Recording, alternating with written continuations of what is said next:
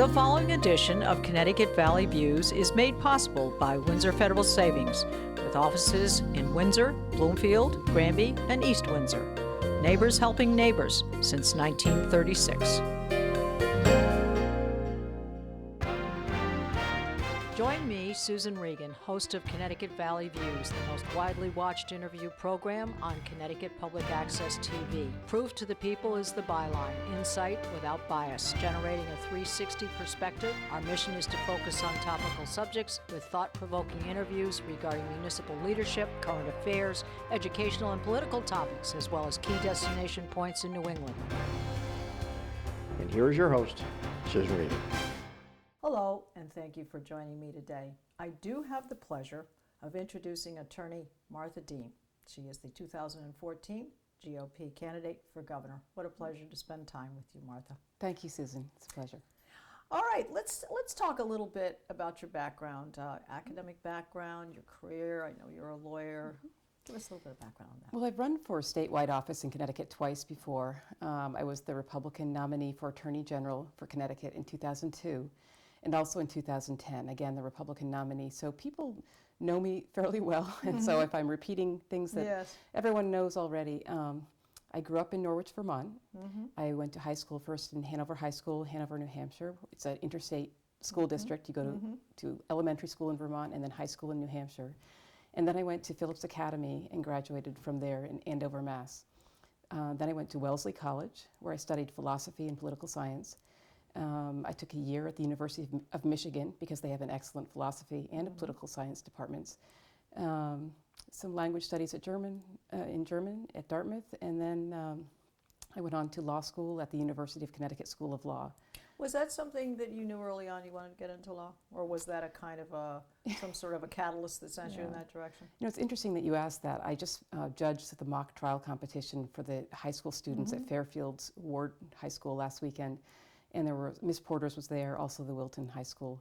They were superb, but I talked to them at lunch. I did a little speech about how you know whether law is your calling. Yes. And I mentioned that at a young age, my parents were quite strict. My father was a professor of engineering at Dartmouth and an inventor, and my mother, another Wellesley graduate, ran many things in our town as a volunteer. But my father often had to travel, and so my mother, with 5 kids, felt that she was the bad guy punishing us. So she would, when my father came home from business trips, send each of us to the guest room with my father to have a long list of our wrongs read to us, and then he would punish us. What's interesting about this... She was sharing some of that. Yes. The whole fact, she didn't want to be the bad guy all the time. This is when I first heard that I should be a lawyer. My father, who lost a leg when he was 14, so he had one wooden leg, would shut the door, and he would read to us all of the wrongs my mother said we had committed. And then he would give us each 2 minutes individually, one at a time, 2 minutes to explain our side. And so I learned to be, since I was often in trouble, not over major things, but small things. I can't seem to imagine that. Not cleaning my room, that kind of thing. So I learned to argue my case, explain my case, and argue it very quickly in 2 minutes. And my father would say at the end, he'd say, "Oh, you know, dear, I agree with you, but your mother really wants you to be punished. So what I'm going to do is I'm going to hit my leg, and you're going to scream." Yes. And then I'd walk out, and my mother would look happy that I'd been. So I have wonderful parents. I grew up in a wonderful family. Great example by my parents, set by my parents in terms of their relationship in marriage and their parenting of their 5 kids, and their relationship with the community. So I have only good things to say about them, but they were strict. And what my father said to me was, "Martha, I don't know what it is, but no one can beat you in an argument. Go become a lawyer." And I said, "What's that?" And I was very young, maybe 6 or 7, and he said, "Don't worry about it, just become one." He said, "You can make a very good living." So that's how I first started even hearing about lawyers. No one in our family was a lawyer, and mostly engineers and professors and architects, that sort of thing, artists. And then I found that in college and in high school that I really enjoyed debating team type Well, not things, debating or? team, more theater. Oh, communicating verbally, trying to communicate with people verbally, trying to express ideas. And I grew up in an old historic house on Main Street in Norwich, Vermont, and my siblings went off to school, and I was the last one left at home. And it was a little bit lonely the last year, and I used to walk around giving speeches in our house. And I was deathly afraid of speaking in front of people, but I used to practice walking around because I just enjoyed ideas and expressing ideas. My parents had no interest in listening. So I would just walk around doing this. And I think that if we listen to our children, they tell us what they want to be, not because they know it, but because God has a plan for each of us in our life. And we are given specific talents. We're put here at a particular time for a particular reason. And our parents don't always know, we don't always know, but if we listen and pay attention, then it becomes clear. And my father's gift to me was helping me see what my talents were. Understanding yourself is a good first step on the road of life, that's for sure, knowing where you're coming from. Well, having said that, and your background and your career and obviously your solid home life, what do you see as your key objectives going forward? Because you've had many experiences in life that are contributing toward this. So what do you see for your platform?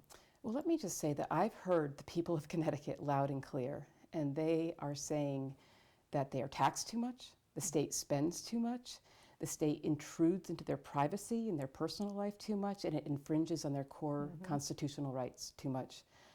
And I see that they are just exasperated, they're frustrated, they're just done. And if they're not done here in Connecticut, then they're done living here in Connecticut. And many, many people I know have left the state. I think that's true for all of us. And for a state to be losing its most productive citizens is a really serious problem. We've talked about it for years. I started talking about it in 2002, and people really weren't listening. They were living the high times of the John Rowland era. I spoke about this in 2010 again, and in much of the country, people were listening to this message, but not here in Connecticut. I think Connecticut citizens are really ready to hear and listen and try to understand what's gone wrong, how did it happen, and how can we fix it. But we are truly at risk of killing the goose that lays the golden eggs. What do you mean by that, Martha? Well, that goose is liberty, it's freedom. And all of these things that I just described that the people are saying, this is a problem. When we kill liberty or freedom, then we've become just like every other petty dictatorship out there in the world, or country that it's in the modern world, but it's not where we want to live. America is unique and has attracted such hardworking people from all around the world, people with ideas who are inventive, entrepreneurial. Because of that freedom, people just are willing to die to try to get here for their freedom from every walk of life. And that really makes us unique. When we kill what makes us special, what makes us unique, we're done as a country. Well, when you say you hear the voice of the people, are you hearing this on an individual basis? Have you gone door to door? What have been some of the communication devices where you're hearing this? And you're hearing this, I take it, from different sectors many as well. People, all different walks of life, all different sectors, unemployed, employed, highly educated, not highly educated, immigrants, non-immigrants. One of the places where I get a lot of feedback is on the internet. And I really was anti-Facebook. It really was in 2010 when my husband at the time and son said, you really need to be on Facebook. And I did it only for my campaign. But I've learned that it provides a means of communication in much the way that the public square used to, where you can easily get quickly feedback from many, many people on a wide range of topics. And if you allow people to express themselves and to have the freedom to debate issues, it really is quite illuminating and educational. So in addition to the normal being out there in public, in the courts talking to people, on the streets talking to people, in business, through law, and in these different, in the campaign itself, but just through life, the internet is an amazing repository of points of view, of conversation. People, of conversation, right. All right, well, how do you see yourself as differentiating yourself from the other people who are running on the GOP slate? What do you see that makes you the right person for this job? Well, let me say that I was practicing law several months ago, as I do every year in my own private practice. I own my own business after working for many years at large law firms. And I was going along in my private life, like many others in the state of Connecticut, when I saw the poll results from the Quinnipiac poll. And I really had been prepared to step in and support the candidate who currently in the last Quinnipiac poll, before I got in the race, was in the lead, and about even with the current governor. But when I saw that poll, as a student of politics, as a student of history, as someone who has run 2 statewide races, winning 44% in the 2010 AG race, and that was without any public money, Yes. spending only $120,000 when other people spent millions on that statewide race, without running any TV ads, without running any negative ads, without sending out any negative literature. On $120,000, I won, as a conservative Republican, 44% of the vote in what's called a blue state. That's phenomenal. Yes, yes, it is. So looking at these numbers, It's a benchmark for sure. looking at in the last Quinnipiac poll, the leading GOP contender at that time, and the current governor, neck and neck, it told me that this race wasn't going to be won by a GOP candidate. Because the candidates who are way down in the single digits, history shows, if you study campaigns, cannot make up, it's like in a horse race, you can't come out of the gate and be way, way back. And there are a few phenomenal horses that have done that in history, but you can't go from single digits to winning in one race. You might do it in 2 races, over 2 elections, but not in one. And you can't go from the low double digits to winning. And even being neck and neck in a state like Connecticut, where most people know the voter fraud, the election fraud is rampant. I will say that outright. It is rampant. And it's not just one type, it's many different types of systems that have been put in place that make it almost impossible for a person of the party that's not in control, currently in control, because we're currently a one-party state at the statewide level, if neck and neck is not good enough to win, because there will always be enough votes to, just as we saw in 2010, for that GOP candidate to lose. And neck is not a good sign right now for those 2 candidates, because the current governor has very high negatives, even with his own party. And the current, in the last Quinnipiac poll, leading GOP contender in the governor's race is well known by the people of Connecticut. Now, for a candidate who's not well known, you can make up a lot of ground by getting your message out on TV. But to have a candidate who's very well known because he was the leading contender in 2010, to only be neck and neck with a governor who has high negatives even with his own party, that's such a concerning sign to me, even though I like this particular candidate on the GOP side, such a concerning sign to me that I said, I really have an obligation to step forward and try to win this, because this state is in serious shape, very severe shape, and it's only going to get worse if we don't bring back 2-party rule, and if we don't bring in common sense and someone who has a long-term vision for putting Connecticut in a strong position. Well, you're going to obviously use your career background, your experience as a lawyer. How do you see applying those capabilities to solving our problems? Is it because your organization is good? Is it because you have foresight into things? Is it because you have a very good learning curve? Is it because you're going to hit the ground running? Is it because you understand and see very clearly what the state needs to have happen to it and how to make that happen? What do you see as the key thing that makes you the right person for governor? Well, I think it's really all of those things, but a couple of things. One, as a lawyer, my practice I started out as a securities lawyer and then doing environmental law. But over the years, my practice has developed into a practice of constitutional law. I do some shooting range defense too. That's an interesting side story. But constitutional law, and I am one of the lawyers currently litigating the case to have the court find unconstitutional the post-Newtown firearms law in federal court, and that will have to go all the way to the U.S. Supreme Court. The lower courts aren't going to turn that around. So I do constitutional law. It's very, very important that our public officials understand the Constitution, not just what it says, but, for example, most educated people in America, in Connecticut today, believe that the Constitution creates rights. It creates no rights. It merely secures rights that we were endowed with through natural law, through our Creator. And so our founding fathers were very clear that we have these rights that, as human beings, that all people in all countries have, these core fundamental rights, and that they put in place a document that would secure those rights, protect them from government. They would gatekeep. And that's very rights. different from the idea that this is a document that creates rights and that Yes. the only rights that exist are Yes. those created. That's historically wrong. It's Inalienable legally really wrong. means born with. Right.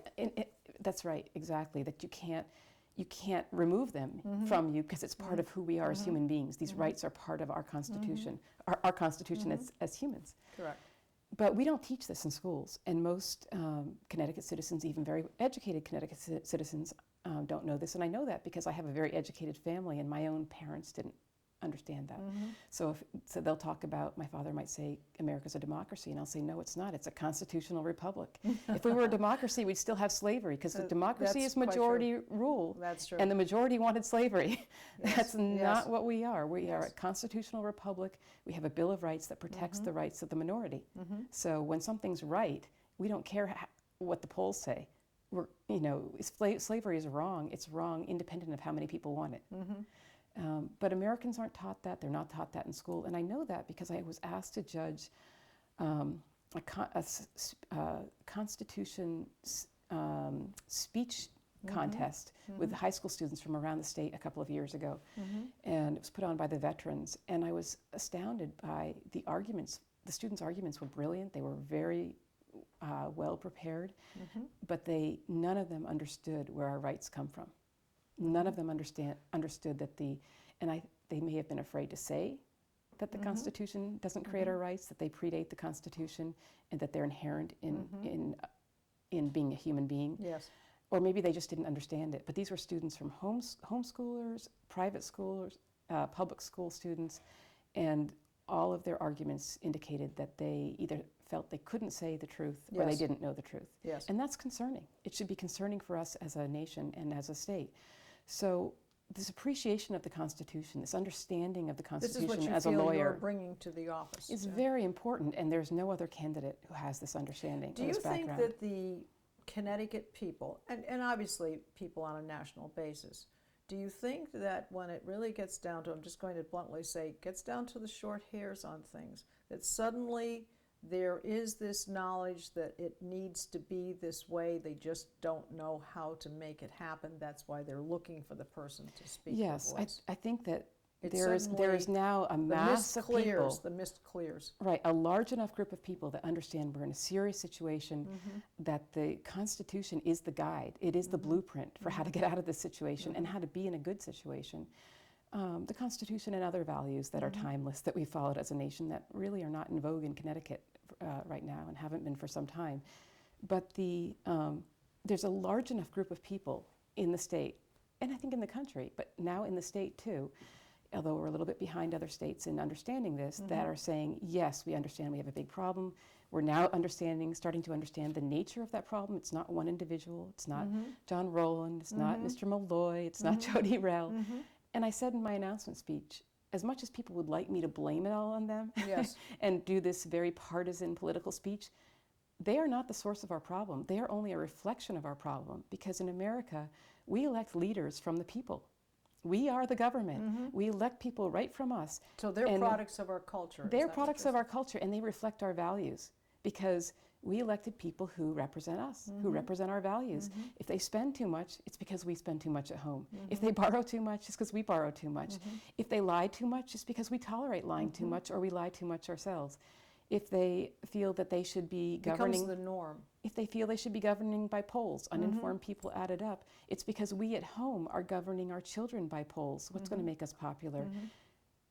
We need a cultural change, and that cultural change begins with us. And it's a focus back on the timeless rules of right and wrong. And once we follow those timeless rules, and we ourselves, then we have a body to draw from to put people who follow those timeless rules in positions of authority. Now, I'm a little bit out of sync, and people have said that throughout my life, because I came from a family, very strong values in terms of what's right and wrong, and who were very traditional in many respects, even though they were up in Vermont, and my parents probably are much more liberal, you would say, Yes. and my siblings than I am. But we all were raised to believe very strongly in right and wrong, and good and evil, and to do what's right, even when it's hard. we weren't allowed to watch TV when TV came out. My Yes. parents thought it ruined Yes. your brain. Yes. So there's probably some And truth your to that. eyes and all kinds of things, Some yeah. truth to that. And we had to work for what we wanted. I had to buy my own horse. They weren't going to buy me a horse. Right. They teach me how to get a horse, and I Right. could earn the money, but they Right. weren't going to get one for me. And I did that. So these are the values. Now, as much as they were out of sync with much of what was happening at the time in other families, they are timeless values. They're Yes. not new, they're not different. They might have been out of sync recently, but they are the values we need in public office and in our culture generally. Now, am I the only person with these values? No, there are many of us. I mean, just talking with you before we got started today, Yes. Susan, I can tell that you're a person with very strong and very good values, a lot of common sense. There are many of us out there. The people who would step forward need to know is that Yes. it's safe to step forward and that their families won't be destroyed, Yes. their businesses won't be destroyed. I think that's important. I think Because that the risk- courage to step forward and say what needs to be right. said. That risk will stop a lot of good people from stepping forward and doing That's what's true. right. That's true. And what a few people and then a few more people need to do is make it safe, show that it's safe. We Yes. need to fight the battle, Yes. show that we can get into office, we can put the right safeguards in place, and we can make it safe for other good people to run. But if your family and your job is at risk, and so the side that Yes. doesn't want you to run knows Yes. go after your family and your Yes, job and of course, of to make course. it painful so that you won't step forward. Yes. But I am committed, no matter how politically brutal the process is, Or arduous. no matter how arduous, no matter how much of a sacrifice, I am committed, my family is committed, everyone's on board. I am committed to seeing this process through and getting the state back on a good course. All right. Well, Christopher Healy is I think, much in agreement with you in that he said in an article, this was in HartfordBusiness.com on March 31st, his headline comment was, Dean adds a new wrinkle in the GOP race. And I'm just going to go on and read a little bit more of what he said. He said, Dean's late entrance into the race has added a new element to the process and marginalized an already marginal Visconti who has plenty of charm but little money or organization. Dean is seen as a voice for the more culturally conservative elements of the Republican Party who need little motivation to support her candidacy. Articulate and quick on her feet, Dean is talking about taxation, energy, and education to show she's not simply an anti-gun control candidate. I think that is a fairly good profile. Well, I like Colin McEnroe's. She's smart, she's articulate, and anyone who underestimates her that's does so at true. their peril. That's true. Now, these are not people who've been my fans historically, Yes, that's Colin true. McEnroe or Chris Healy. Chris Healy fought Right. me tooth and nail in the 2010 convention, yet we get along just fine, the same with Colin McEnroe. To understand who Martha Dean is, I'm not about making enemies. I'm about standing for what's right, and eventually people come around. And I really think that if you do what's right long enough, that people do come around and see it as that it's possible. Some people don't do what's right because Well, they think you it's have not to set possible. the bar, You you set the know, you bar, set the and then bar. you should just stick to it, Yep. and people eventually get it. Okay, she's really serious. Yeah, She wasn't right, just saying right. that to get elected. Right, She's serious. And they see that it's possible. Many people sell themselves short. They think that if they do what's right, it won't work, and they're told by all of these. There's so many campaign consultants out there who give Yes. really bad advice. Yes. And they give advice for you to sell your soul. And That's true. they sell their soul and they can never go back. They can never go back to who they really are and doing things right. So I think what I said to John Rowland after he attacked me last year on his radio show, I won't say anything more. I think, Yes. you Yeah. live by the sword, you die Right, by the right, sword. right, right. God has a it may be slow with his judgment, but the judgment day does come. Yes. But what I said to him afterwards, many people thought, I should be very angry with him and vindictive and punish him. But I said to him after the show, I said, John, I think this all comes down to just a fundamental misunderstanding. You believe less is possible. I believe more is possible. You don't think it's possible to do, you know what's right, but you don't think that if we do that we'll win. I believe that if we do what's right, that's the only way to win, that we'll keep losing if we keep compromising. And I think over time that you'll come one day to see that I was right and that we'll be on the same page.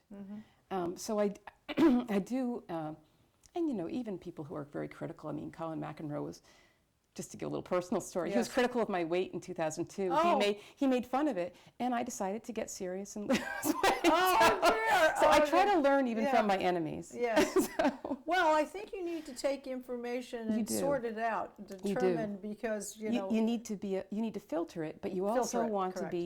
you want to be open-minded. You want to hear even your critics. but You your core can't- must remain. Your core has to be strong, Right. but you have to hear your critics. You have to hear the other side.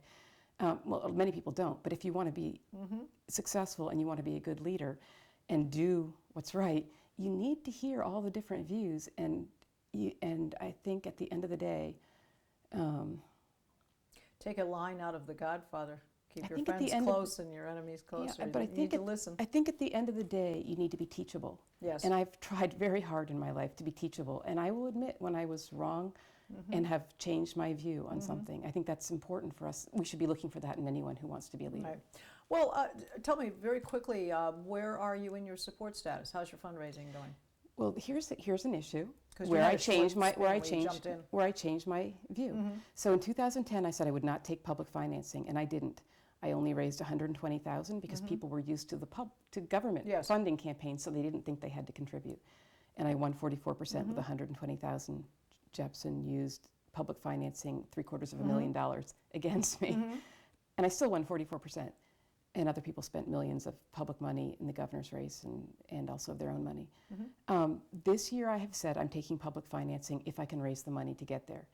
And the reason is that I've changed my view on this is that I don't agree with public financing. I don't think it's right for us to be forced to support candidates who we don't support through taxation. Yes. But it's the system that's in place. And it's been put in place, and it makes it very hard to win if you don't take that money, because you'll have millions of dollars used against you. So I am trying to meet the $250,000 threshold in no more than $100 per person contributions, right. which is sort of water Right. droplet, torture. Yes. Trying to raise money in this way. And then if I can qualify by raising $250,000, $100 at a time or $50 at a time would be 5,000 contributions, $100 at a time would be 2,500 people contributing. And I can do that by early July, so the pressure is on to do this. Yes. Then I get up to $6 million in the race. Would I need all of that? No. Would I use all of that? No. Would I return it back to the state? Yes. Whatever I didn't use, because I think that's a silly amount of money to be spending on any race in Connecticut. So there's a view that changed on public financing. Now, if I were elected, would I try to fix the public financing system or eliminate it?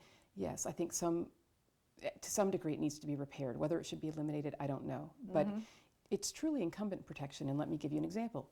None of the GOP contenders in the governor's race have raised the money so far. Yeah.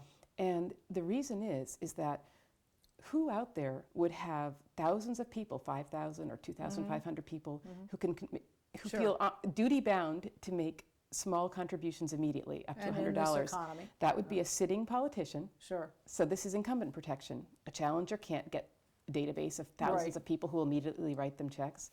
It's really very hard to raise money this way. So it's a sitting politician, and it's a sitting politician generally who has unions or large Right. numbers of people who will That go they out can draft, and yeah.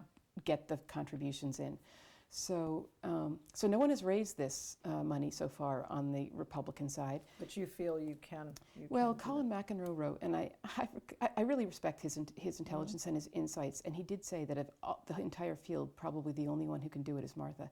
Now, you will see in my first fundraising report, it will be a dismal showing, because getting in at this point, it's been a few weeks now, Yeah. 3 weeks, I think. It's very slow getting the donations in, but we're planning large fundraisers with lots of people coming to try to raise the money.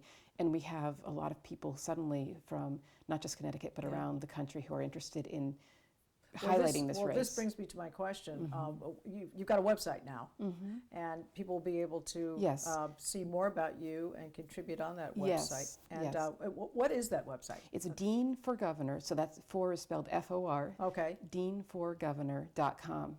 Well, it's been a real pleasure to speak with you. I think you've been very frank and candid and open about your objectives, and I think you have a very clear vision of how you plan to get that done and strategy. and it's been a delight. Thank you, Susan. Okay, you're more than welcome. welcome. And you can see us on Facebook as well, and you can see all of our programs on our website at www.ctvalleyviews.com. This is Susan Regan, thanking you for being with me and bringing proof to the people.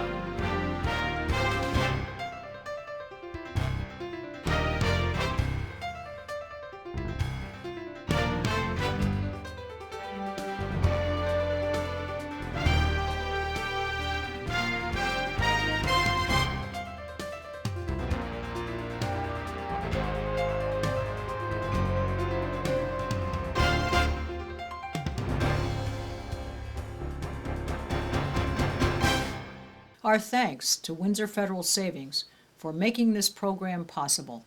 Neighbors helping neighbors since 1936.